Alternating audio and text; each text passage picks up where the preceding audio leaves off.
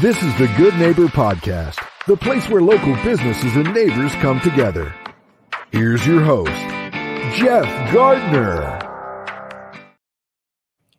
Welcome to another episode of the Good Neighbor Podcast. Today we have another good neighbor on, Jennifer Wolfe of Bliss Jewellery Studio. Jennifer, welcome to the show.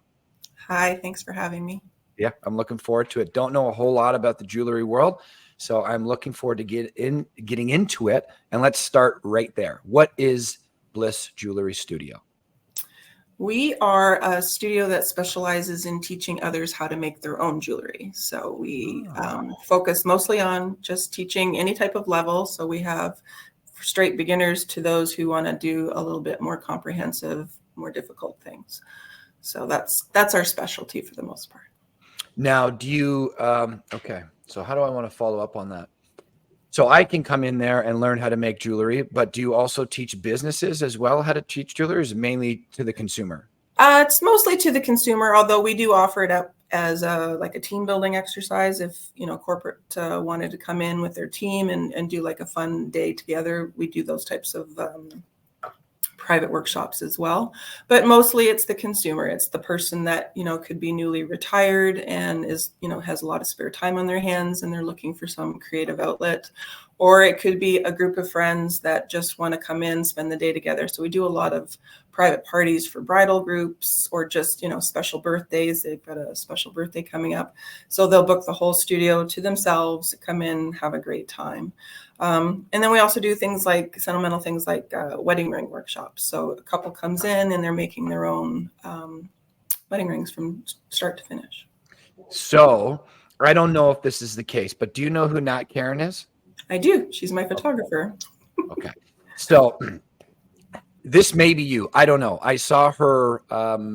I saw a reel, as we pay very close attention to people's social media, what is going out there in the world, since we are a marketing company. We do a lot of that.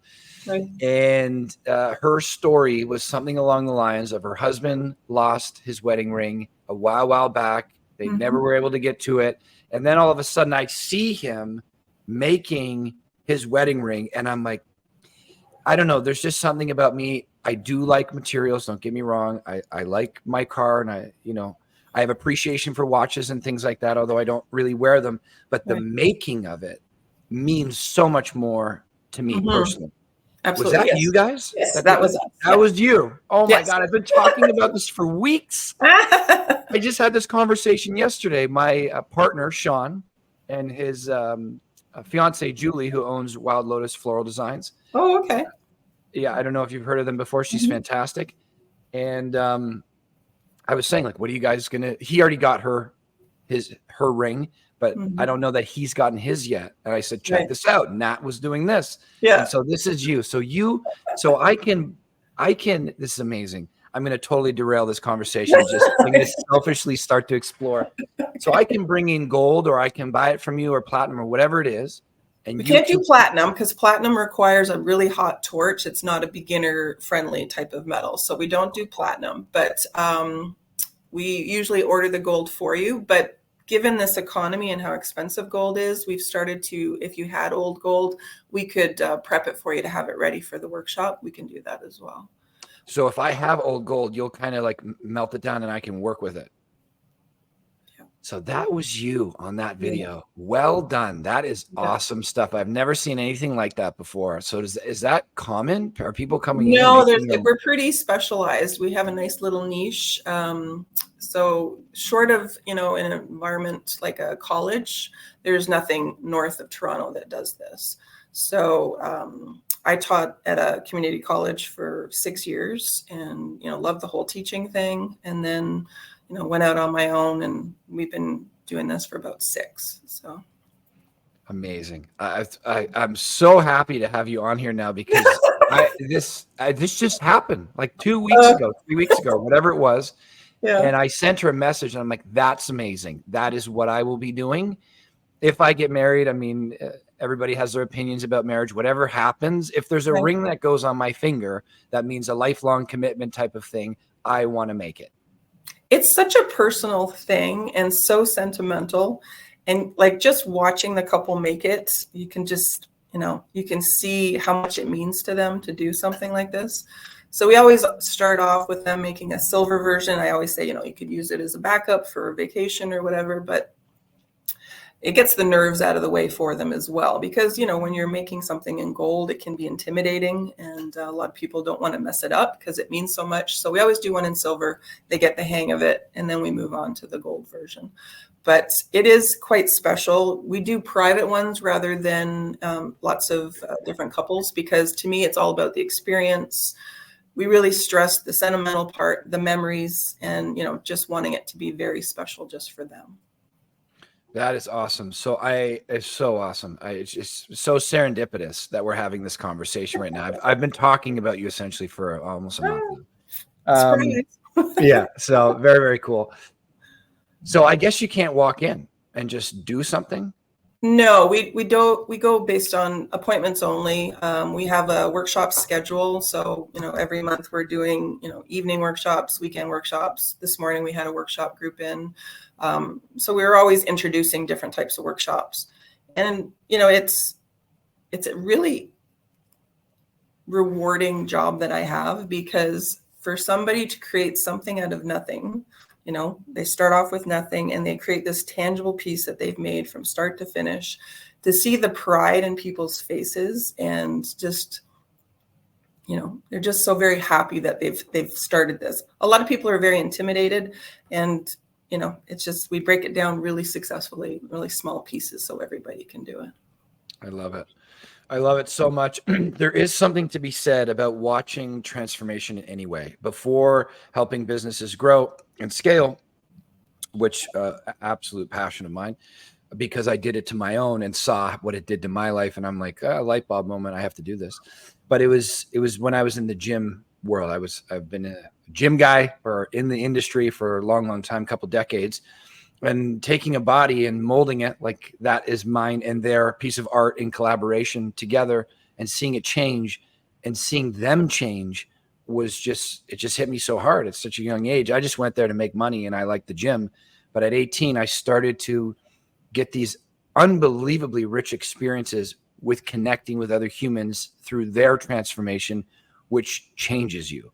Mm-hmm. Certainly I felt that way. So although I've never done anything like what you're doing, the core experience of that sounds similar to me. I think I can resonate with it. And it's just a beautiful thing, getting something in the mind, something in our imagination, and putting it in reality is just an incredible thing. I think it's one of the special things about us humans. So that's fantastic. You said you've been doing this for 6 years? Or you said we've been doing Bliss Jewellery Studio. It has been around for 15, cool. But I went back to school pretty late.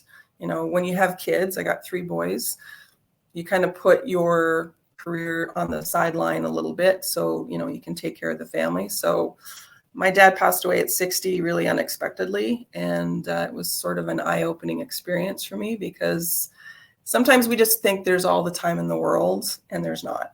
So we keep putting it on the back burner thinking, okay, I'll get to it. And that was just a real eye opener, and said, no, the time is now. I have to prioritize what it is that I want to do. And I went back to school. So it was difficult, but definitely rewarding. And I don't know. I can't imagine doing anything else now. I went to school for marketing eons ago, but this is really what I truly am passionate about, and what I really enjoy, working with other people and kind of developing different things. So I have such a wide range of people that come in here that it's really nice. We've got as young as 10 coming in. We've been working with Girl Guides and those types of groups coming in, and you're really giving them an opportunity as a potential, career for some of these kids. They come in and they're saying, I could do that. I'm like, you could totally do that. It used to be such a a male-driven industry, and now it's predominantly women, which is quite interesting over the years. Yeah, it is amazing when you start giving people opportunities that weren't given these opportunities before, what transpires from that. And I imagine you were a part of that. It's an amazing thing. And I appreciate you sharing that story with us. We all have been through death in some way, and it affects us all differently. And you just never know. But if you can come through that realization, knowing that time is not guaranteed. What am I going to do with what I have now rather than wait? I mean, I'm so intense about that because I'm an addictions counselor on the weekends. Part of my heart at a great facility called Cornerstone Recovery. I often bring it up in here because it shares a little bit about my story. I busted both my legs. That led to a dependency on medication, which sucked. And my life was not ideal. And you really start to flirt with that line of being here and not being here. And then hopefully, you know, the fragility of your existence slaps you in the face a little bit. And you wake up to how good life can be. I ink all my rules for life on my arm. And the first two are the amount of minutes in the day. And then the next one is like, remember, you will die one day, not to be morbid. But when I have that there with me each day, it makes me more grateful for what I have.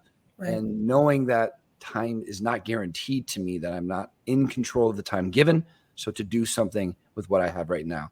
So I love that. If that's your lesson from your father, to go back and do the life that you want to do, I think that's a big win. Oh, absolutely. Absolutely.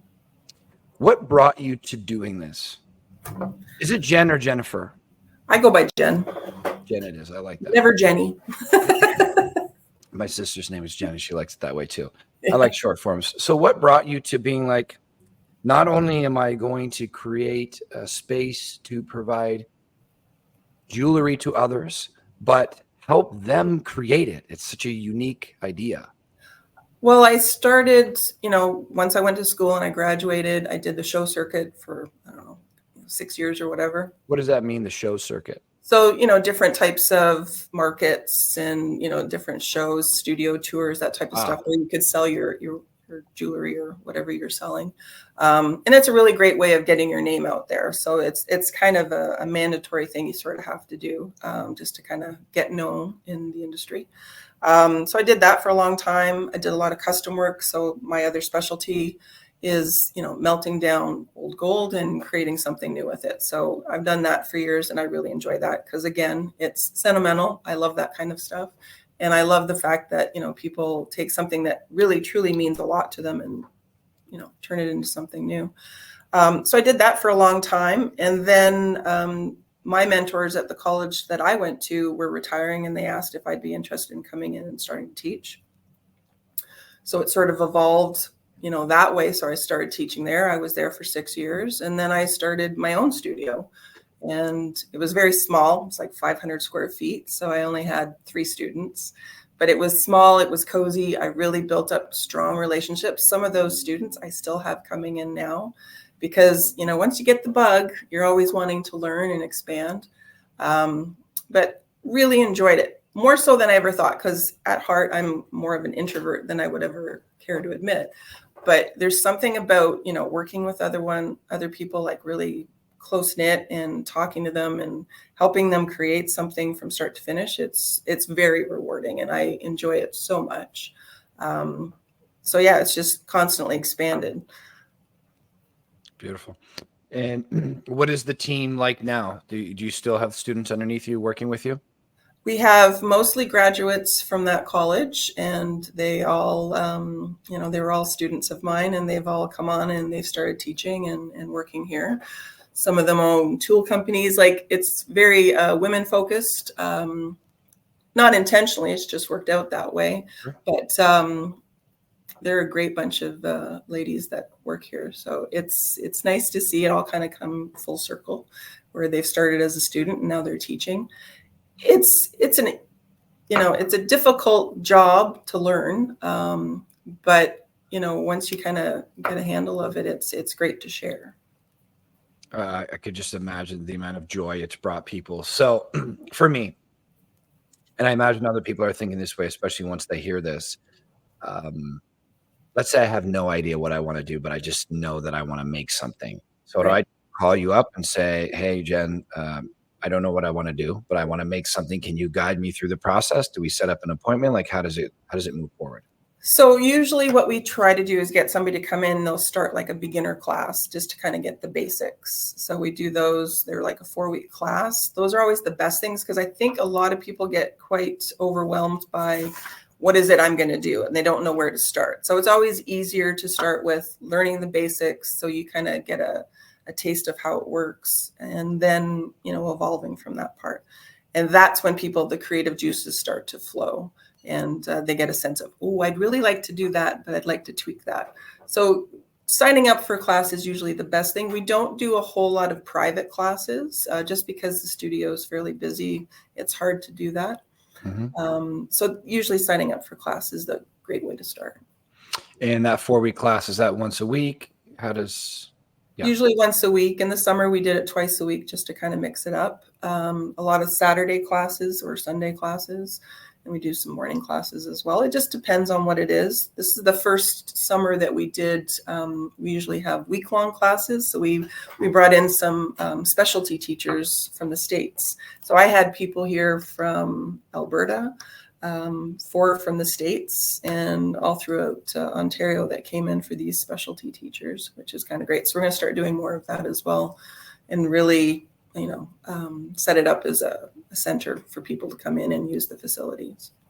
And so these are all like professional jewelry makers. Is there a name for it? Or jewelers? Jewelry makers. That's okay. Is there a name for it? Yeah, so they're all metalsmiths. Nice. Yeah, they're metalsmiths, goldsmiths. It just depends on, what type of metal that they're working with. But yeah, some of them were hobbyists and they were just looking to expand on their skill levels. But some of them were students at other colleges and wanted to try different techniques. So we've got such a great facility here. It's literally my dream studio. I went from that 400 square foot studio to 1,600 square feet. And Nat's done a great job of photographing the whole place. It's wonderful. So lots of space to share. So, we want to make sure lots of people get in here and have a look. And where are you guys? We're in South Barrie, just off of Bayview. So, and what's the address? 250. 250 on Bayview? Yeah. 250. Perfect. Yeah. Drive by there all the time. So fantastic. I'm just loving it. I'm just thinking about all the stuff inside my head while trying to pay attention to the conversation, which I shouldn't be doing. I should just be paying attention, but I didn't know that this would be the show, and I'm just so interested in your stuff. So I'm going to try to behave and stay on point. That's okay. So education is a big part of this show. We want to talk about our products and services so we can help the audience learn more about our stuff and see how it can help them. But also the education that the experts have that come on the show, whether the audience is in the market to buy their stuff or not. Like, let's say a fitness trainer, for example. Here's some 3-4 tips that you could use to start counting calories or getting fit or reduce back pain. Do it now, and if you need me, come to see me later type of thing. This kind of education can totally change a life. So we often set this up by myths or misconceptions. I'm not used to your industry because it's so unique. So I don't know if there are myths or misconceptions out there. There's pretty much myths about everything and misconceptions. But for people out there that don't know exactly what Bliss Jewelry is, but maybe heard the name or don't even know that this creative outlet exists out there, what do you say to them to, like what kind of misconceptions are out there for this type of work that we could clarify? There's a ton when it comes to the jewelry industry as a whole, but specifically to, what we focus on with the workshops, the biggest misconception is most people think I have to be creative because if I'm not creative, I can't do that. You can totally do it. The way that we've structured the workshops is we break it down into really small bite-sized pieces, because if you were just to start, going in on the whole thing all at once, you can see people's eyes kind of glaze over and they're like, what have I done? I can't do that. So we've really mastered the ability to kind of break it down. Okay, you're going to do this, then you're going to do that. And it's not so overwhelming. And that way people, all shapes and sizes, all ages, we've had as young as 10, all the way up to 85 is my oldest so far. I've had half blind, you name it, we've had it. And everybody's a little bit insecure thinking, I can't do it. You totally can. They look at our samples and they're going, I'm going to make that. I'm like, Absolutely. Yes, you can. So the way that we structure the workshops is working around that misconception, is that you don't have to have all the creativity in the world. You just have to, trust us that we're going to show you how to do it, and then you take it from there. And that's where you see people really evolve over time. The more workshops that they do with us, they start feeling more comfortable, and they start to really expand on that creativity all on their own without even really thinking about it. They have confidence in themselves, and it grows into something else. That's often the missing piece, right? That confidence. But also, when you were talking about the misconception is I'm not creative, so I can't do this. I like to think of myself as like a seeker of truth, still figuring out exactly what that is, but really trying to evaluate myself, my limiting beliefs, societal norms, all these things that I just am kind of programmed to do, and question them. So creativity would be one of them. If we actually think about what that is for a moment, have you met anybody that is completely not creative? Or is it just the way they define the word as creative? I wasn't born, with a pencil in my hand drawing, or why didn't have a proclivity for playing the piano right away. But the way I define creativity is I have not met anybody who possesses zero creativity. Right. I just think the way we define it, they maybe weren't just born right into it and started doing it from a young age. Would you say that's true? Absolutely. I think most people in their minds, they think of Da Vinci or, some amazing artist, and that's what they attribute a successful artist as being. But there's so many different ways to explore creativity that doesn't have to be limited to any of those types of things. Yeah. It's just the fact that you're giving yourself permission to try something new and wanting to explore these types of different, artistic endeavors. I think that's great, because there was a saying I saw once that I really liked, give yourself permission to suck at something new. Yes, it's the best. I love it. Because you're going to suck, and it's okay. Yeah, it's okay. You got to give yourself grace that you're going to, the first time is going to be a little harder. But I honestly, there's so many leaps of faith that I've had to do in this industry, starting a new studio, going to a different location, even trying different workshops. It's always going to be a tough slog, but it's taking that leap of faith and having faith that you can do it that makes it so much more rewarding. I was about to say, you pretty much just nailed it. Aren't the hardest things in life the most rewarding anyways? Or the Absolutely. Greatest rewards come through they're the most hard earned. Basically, like your physical fitness, not going to be easy. Great love life, not going to be easy. Having a great relationship with your children, I've heard that's very difficult. I know I gave my parents a run for their money. Don't have kids, so you'll be the better judge than me. But all of these things that are so rewarding in life, when you think about the effort it took to get there or to enjoy them, it's a lot. But it makes you appreciate it that much more. If it was so easy to come by, then you just don't appreciate it the same way. I would agree. It's like handing somebody, $1 million or something. Yeah, it'd be exciting for a moment, but the person who makes that took 30 years to get there, I think they're going to treat it very differently and have a much greater respect for it. True. And I love that what you're offering in that studio is that in just a shorter form. It doesn't take, 10 years to do what you're offering to the consumer, but several weeks of building up your skill set, confidence with that, and out comes this great trinket that you made. I just think it's fantastic. It's fantastic. To pivot a little bit into you, Jen, let's start off with something light. Obviously, this business brings you a whole lot of joy and fulfillment. That's fantastic. But outside of business and outside of being a parent, what puts a smile on your face? What brings you joy? My husband and I are empty nesters now. So the boys are all gone. So we are happy wanderers. So we have an old 1969 Airstream trailer, and we've taken that across Canada, and we toot about, exploring and just finding new places to go. And we just wander about and check things out. And we like to do antiquing and thrifting and just kind of looking for kind of cool old stuff. So that's our fun thing. So you guys just travel, you just pick a spot randomly and you just say, this is good, let's go check it out, get a bed and breakfast type thing or wherever you stay?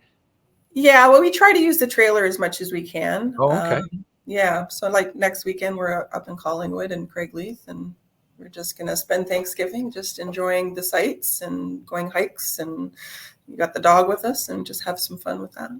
I love it. It's freedom, right? Yeah. You can just pick up, go. It's Simcoe County is such a beautiful place. I mean, Canada is gorgeous, obviously. You can spend your time driving around the country for sure, but just Simcoe County, bring the pup out there too. I mean, with all the hiking trails and the nature, it's just fantastic. And with the fall colors. Yeah, absolutely. To switch into something a little less light, but super valuable, maybe as valuable as that question, maybe more, depending on how you look at it. We talk about doing hard things on the show. I mean, we've already been talking about them a little bit, but this show is really an extension of my personality. And I talk about only a few things in life because I'm interested in just a few things. You'll get mentorship out of me. You'll get, entrepreneurship. I think that's a hell of a way to live. Fitness, purpose, impact, and the embracing of doing hard things for a reason. And really, I look at it as we can choose to do hard things, and then hard things are also forced upon us, like COVID, for example. But in my realm, certainly from my experience, and I see this online as well, there's still a good portion of people, and I'm a part of this as well, so I'm not perfect at all, but that look at the hard things, the uncomfortable things as a burden, as I am a victim of these things. I wish this didn't happen. Why me type of thing. And we can flip that on its head and turn the hard thing or the obstacle into the way that maybe that hard thing is pressed up against you because you're meant to learn something to take yourself to the next level. In other words, I think we grow through uncomfortable situations. I think a lot of the planet does, maybe all of it. I haven't done the research, but a tree, the thickest trees, have been pounded by the most wind and rain and environment. You grow a plant inside a house in a perfect environment and put it outside. What happens to it? So I believe humans are the same way, whether it was forced upon us or we chose our hardships. But we love to ask the guests on the show because we're all going through this messy human experience together. And I think this is a big talking point to help us get through the hard things in life and maybe look at them as a blessing in some cases, I think would be ideal. What would our world look like if our hardships were these great opportunities that we were grateful for? But we love to ask the guests on the show, any trials, tribulations, hardships that you've been through that when you went through them probably sucked in the moment. As hard has a symptom, it doesn't feel great. But when you look back at it, you wouldn't remove that ingredient from the recipe that has become you because it's led you to living the life you enjoy today.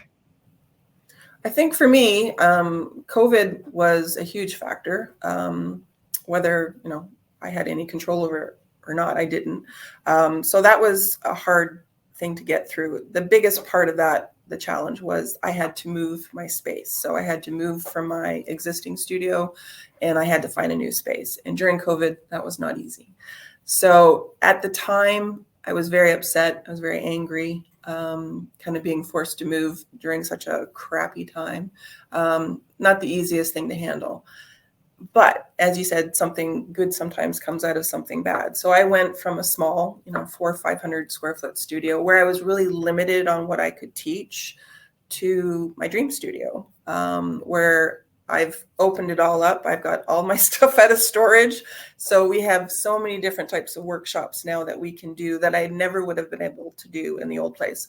The old place was safe, but, we talk about ripping the Band-Aid off and, taking that leap. This was a huge leap. So whether I wanted to do it or not, it was forced upon me. And sometimes good things come out of those types of situations. And in this particular instance, there was. So I love this place. I couldn't have designed it better if I wanted to. It has everything I wanted because we do, cut your own stones, lapidary. That was my specialty when I taught, and casting and, all the different types of workshops we do in the main studio. I have room for all of it now where I didn't before. So it really expanded on what we could do. So it was quite nice. The other thing that COVID really taught me was community over competition, really supporting other small businesses in the area, and that sense of brotherhood kind of thing of, we can do this together. So I got to know a lot of small businesses in the area, and I really loved the fact that there was so much support. I love what you guys are doing because exactly that, you're supporting small business. And in this day and age where, we're all against the big box stores and trying to compete with that. Having individual businesses, that are doing something really unique and special and celebrating that rather than anything that you can order online from the big box stores. I applaud that every single day. So I love it. What a story. First off, thank you for the kind words. You just pretty much summarized the whole first, what did that take me, 8 minutes to share with you at the beginning of the pre-show? And you summarize it in 30 seconds. I'm taking notes. I speak too much, I'm told. But it's just such a beautiful story. COVID sucked for so many of us. And there was a group of people in my life that just did so well because they chose to do well. Right. And then there was other people in my life, family members in particular, that were still beaten down by it. And I don't know, I'm not going to say, I'm not them, so I'm not going to say it was a choice that they had that they could have determined. I can only live my life. But some people came out of COVID so much better off because they took that challenge and made the changes that maybe they didn't have time to, or use the excuses I didn't have time to before COVID. COVID gave a lot of us a lot more time than we were used to having. And we're like, holy smokes. I didn't even know I was living this way for the last 10 years now that I've been slowed down intentionally or forcefully. But to hear that you went from that safe studio to that leap of faith studio and it worked out, seems like perfectly, is just such a fantastic metaphor for embracing the hardships that we choose or don't choose. Either way, I think there's value to be derived from it. Mm-hmm. Something is pushing us to go to a place that'll make us better if we choose to, I believe, which is just fantastic. So thank you for sharing that story with us. I imagine many people will resonate with it. Okay, here's a cool little mental experiment. We got you on stage, right? About to put a mic in your hand, give you 90 seconds to 120 seconds. Your ideal audience is in front of you. You got 5,000, 5,000, whatever it is. And you are to speak to them directly, to tell them whatever it is you want to tell them about your business, to come by, give it a try, whatever it is. What message do you want to say to the people listening, specifically interested in your stuff?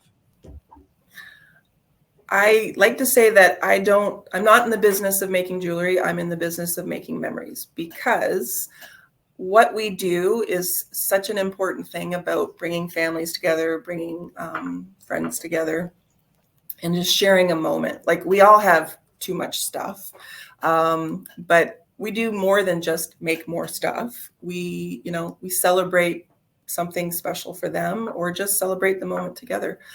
We've done so many private parties where we've had 3 generations of family come together to celebrate a special birthday. And that's where that 85-year-old lady came in. And it was just, I felt so blessed to be in the same room as them, watching this experience kind of transform, the mood, the whole thing. It's not about making the jewelry. Yes, when they look at that ring, they're going to remember that day, for a long time. But it was just them sharing that experience together. That was the real crucial thing. So that's why I say, we're not really, yes, we are making something tangible, but it's so much more than that. When we do our Mother's Day workshops and the ladies come in with their kids, they are so happy to just spend quality time together, and that they've made that time so that they can do this together. I watch their faces and I see the expressions, and they're just so grateful. And that's the big thing. That's the big takeaway, is that you guys are doing this together. You're having this moment. And I really love that part of my job. Getting emotional. I know, you're getting me emotional over here. It's not uncommon for me to cry on these episodes. So, you almost had me there twice, Jen. You know what?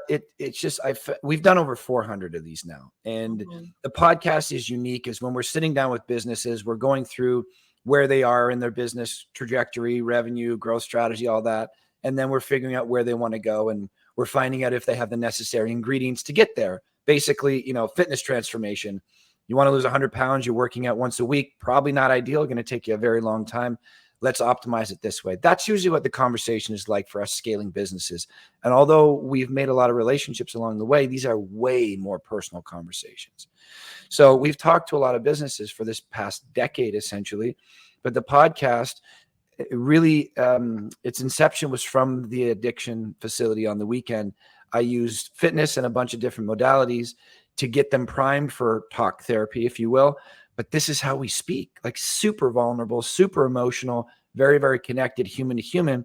And it was just so rewarding for me that until I experienced that, I never thought about bringing that into the business world.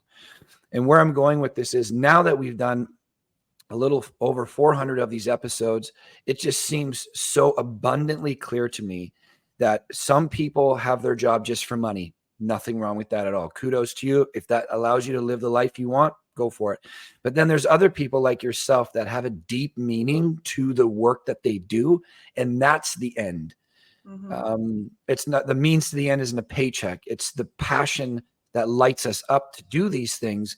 And it always seems like there's some surface level thing, like we sell marketing, that you could just say that sentence and it would be true. You sell jewelry. That could be true as well. But what you just told us is that it's memories. It's the connections that are created in there that are so much valuable than the trinket you walk away with. And same with us, right on our email signatures, human connectors. Because at the end of the day, everything we do is local, as much as free as paid, but we bring people together through the podcast, through the networking events, through our marketing material to help connect you to the person you could help. So there's always something deeper, a few layers deeper when people are super passionate about their stuff. I hear that constantly. I was just talking to a gentleman before you a couple hours who does branding, graphic design. So he'll design your logo like on your wall there. And although he did talk about that, he started going into that underlying layer again and how much it connects people together, how much he's better to understand people because they need to communicate their mission to him, and how these beautiful relationships form from it. It's just such a cool thing. Often looking a little bit beneath what is surface level, you'll find a deeper meaning to what this person does. And then that offers an opportunity to connect with them on a much deeper level. So I love that you said we're making jewelry, but we're really making memories and beautiful connections in there. It's just a fantastic thing. I love it. And on a local level too. How can we find out more about you, Jen? People want to connect. What do we got? A website, a phone number? If you could repeat the address again, social media. Sure. It's 250 Bayview Drive in Barrie, unit number 10.